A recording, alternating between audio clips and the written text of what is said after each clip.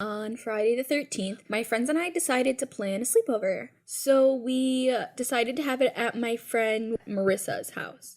So we were at her house and we had some dinner. It was really good. We actually had some masticholi. We were just sitting at the table talking, and one of my other friends, we'll call her Haley, she was like, "Oh my gosh, we should go play the Ouija board now," because they knew that I brought it. So I was like, "Okay, let's go. Let's go in the basement. It'll be like fun."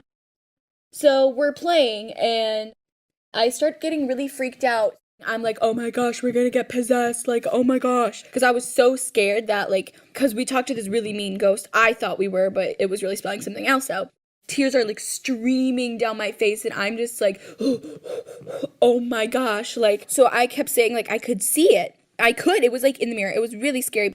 So then I was like, we need to talk to it again to see what it wants. We talked to this ghost named Dan, and his wife's name is Gina, and he kept saying 40 cuts in the bathtub, and then like 790. We looked it up, it means love and like comfort.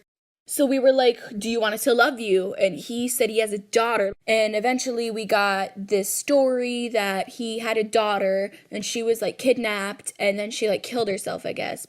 She died, and it was really, really sad. So we felt bad, and I kept wanting us to dig him up. And he said he was under the house, he was under the floor.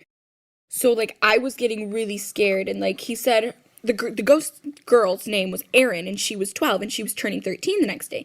So we were like, "Do you want us to sing happy birthday?" And he said yes, and we said at midnight, and he said no, and I said what time, and he said 6.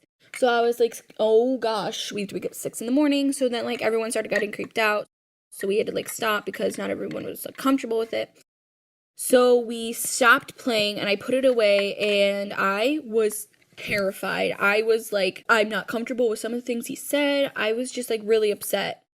So I called my sister and I was like, "Dude, this is what happened." And I told her the story and I was like, "I am so scared." I was crying. Like, it was bad. I was crying really hard and I was like, "I don't want to get possessed." So she's like, "Oh, it'll be okay. Just be glad that you said goodbye. I mean, you're still stupid." And I was like, "Okay." So I hung up on her because I was mad. And I just got so scared and my anxiety got really bad that I was like, I can't sleep over. So I texted my mom and my mom is like, "Okay, I'll come and get you." And my mom, she took me home and she's like, "Leave that board in the garage. It is not coming in the house." So I was like, "Okay." When I woke up at 7 and I did sing happy birthday to Aaron because I promised Dan that I'd sing at 6. So I sang happy birthday and I'm good. I just don't like being home alone like I am right now. But that's my story of my scary Ouija board.